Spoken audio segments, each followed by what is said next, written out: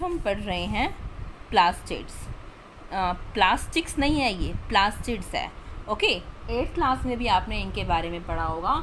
ये सेल के ऐसे पार्ट हैं जो ओनली प्लांट्स में होते हैं, एनिमल्स में लाई नहीं करते। जैसे सेल वॉल होती है ना, ओनली प्लांट्स में होती है, एनिमल्स में नहीं, वैसे ही प्लास्टिड्स भी उनमें से उनकी तरह ही होते हैं। देखो, प्लास्टिड्स ओनली प्लांट सेल में होते हैं। कितने तरह के होते हैं? एक तो क्रोमोप्लास्ट और एक क्लोरोप्लास्ट और एक ल्यूकोप्लास्ट। क्रोमोप्लास्ट क्या होते हैं? जो क्या करते हैं? कलर प्रोवाइड करते हैं। Chroma means colours. वैसे अगर पहले क्लोरोप्लास्ट का बताऊंगी तो आपके लिए समझना इजी होगा। क्लोरोप्लास्ट वो प्लास्टिड्स हैं जो क्या होते हैं? ग्रीन कलर के होते हैं। इनके अंदर एक पिगमेंट होता है, क्लोरोफिल।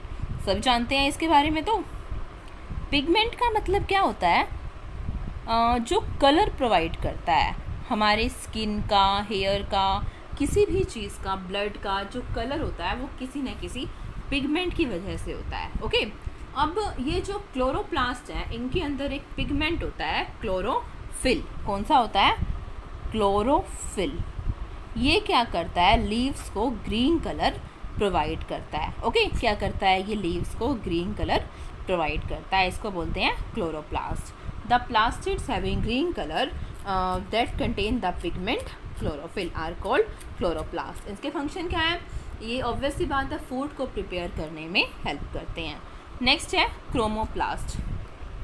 ग्रीन कलर के अलावा जो कलर, जैसे कि फ्रूट्स का कलर रेड, येलो, इस तरह का होता है ना, फ्रूट्स, फ्लावर्स, ये सब अलग अलग कलर्स कहाँ से आते हैं? क्योंकि इस तरह के जो प्लास्टिड्स हैं वो प्लांट सेल के अंदर प्रेजेंट होते हैं। और ल्यूकोप्लास्ट ये जनरली क्या होते हैं? वाइट या कलरलेस होते हैं। मतलब जो लीव्स के अंदर से कई बार जो कलरलेस सब्सटेंस निकलता है वो इनके अंदर भी ल्यूकोप्लास्ट प्रेजेंट हो सकते हैं। गम्स, रेजिन्स, इस तरह की चीज़ें कई बार प्लांट्स के अंदर से निकलती है ना, वो किस वजह से होती हैं? ल्यूकोप्लास्ट की हेल्प से।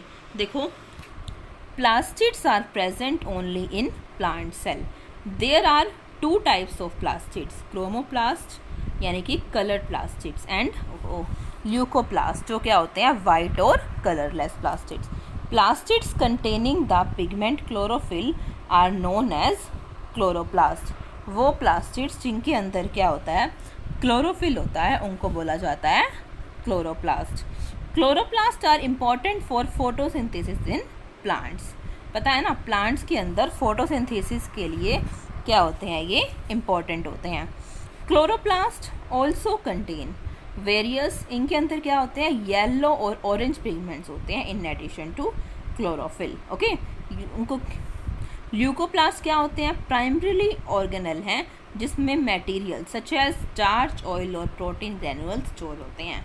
अगर पूछ लें स्टार्च, ऑयल, प्रोटीन ग्रैन्युअल किस तरह के प्लास्टिड्स के अंदर स्टोर होते हैं, क्या आएगा इसका आंसर?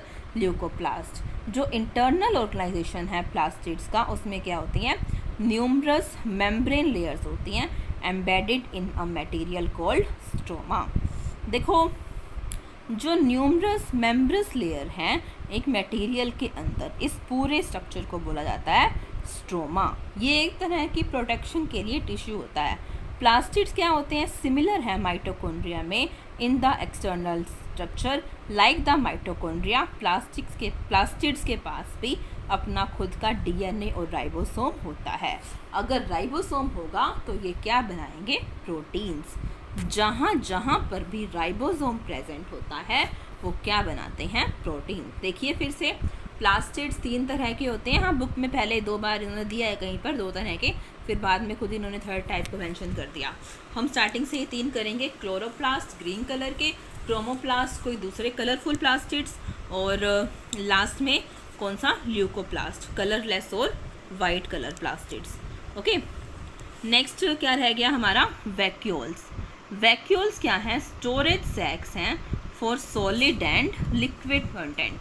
मतलब वैक्यूल ना एक्चुअल में एम्प्टी स्पेस होते हैं सेल के अंदर, ठीक है। प्लांट सेल के अंदर ये लार्ज होते हैं और एनिमल सेल के अंदर क्या होते हैं? स्मॉल होते हैं। ये जो है मतलब सेल सैप से फिल होते हैं, मतलब एक गैप होता है इनके अंदर जो खाली लिक्विड से, एम्प्टी लिक्विड जैसे फ्लूइड जैसे मटेरियल से फिल्ड होता है। सेल को टर्जिडिटी का मतलब क्या होता है? स्ट्रेंथ। और रिजिडिटी मतलब हार्डनेस प्रोवाइड करते हैं, मतलब उनकी शेप को मेंटेन रखते हैं, चेंज नहीं होने देते। Vacuoles are storage sacs for solid और लिक्विड कंटेंट। वैक्यूल्स क्या होते हैं? स्मॉल साइज होते हैं in animal cells, while plant cell में क्या होते हैं? लार्ज वैक्यूल्स होते हैं। जो सेंट्रल वैक्यूल है सम प्लांट सेल में ऑक्यूपाई, क्या है ये?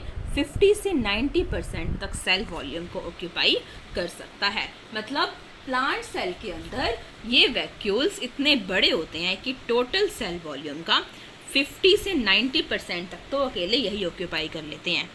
इन प्लांट सेल्स वो vacuoles are full of cell sap. Plant cell में जो वैक्यूल्स होते हैं फुल होते हैं किससे? सेल सैप से। Many substances of importance in the life of this plant cell वो स्टोर्ड किसके अंदर होते हैं? वैक्यूल्स के अंदर। इनके अंदर क्या होता है? Amino acid, sugars, various organic acids and some proteins. In single cell organisms like amoeba, food vacuole contains the food items that the amoeba has consumed. In some unicellular organisms, कुछ तरह के यूनिसेलुलर ऑर्गेनिजम्स में specialised vacuoles होते हैं जो क्या करते हैं? इंपॉर्टेंट रोल प्ले करते हैं एक्सेस वाटर और वेस्ट को बाहर निकालने में। देखो शॉर्ट में बता रही हूँ वैक्यूल्स क्या होते हैं, इनका फंक्शन क्या है। वैक्यूल्स क्या हैं? एम्प्टी स्पेसिस हैं प्रेजेंट इनसाइड द सेल। एक इनको स्टोरेज सैक्स भी बोला जाता है। एनिमल सेल में स्मॉल होते हैं, प्लांट सेल में बड़े होते हैं। प्लांट सेल में जो ये प्लास्टिड्स नहीं क्या है, वैक्यूल्स हैं, फुल होते हैं सेल सैप से। और टर्जिडिटी मतलब कि स्ट्रेंथ, और रिजिडिटी यानी कि हार्डनेस प्रोवाइड करते हैं, उनके शेप को मेंटेन रखते हैं। क्या करते हैं? कुछ मटेरियल्स को ये स्टोर रखते हैं। किस तरह के मटेरियल्स को?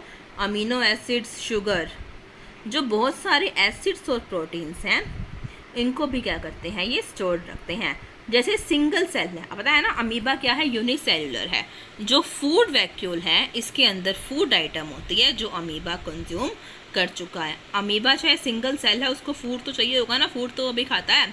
कुछ यूनिसेलुलर ऑर्गेनिजम्स में जो स्पेशलाइज्ड वैक्यूल्स हैं एक इम्पॉर्टेंट रोल प्ले करते हैं इन एक्सपेलिंग एक्सेस वाटर को और कुछ वेस्ट सब्सटेंसेस को सेल से बाहर निकालने में। ओके डन, ये पार्ट हो गए।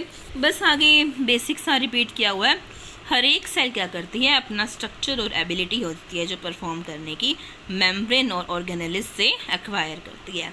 तो सेल क्या है? बेसिक स्ट्रक्चरल यूनिट है। It is known as the fundamental unit of all living organisms. तो चैप्टर हमारा यहीं पर ख़त्म होता है। आगे हम कुछ क्वेश्चन डिस्कस कर रहे हैं और पहले के जो कुछ क्वेश्चन थे मोस्टली मैंने आंसर भेज दिए थे, कुछ के नहीं सेंड हुए थे, वो मैं आपको अभी कर देती हूँ।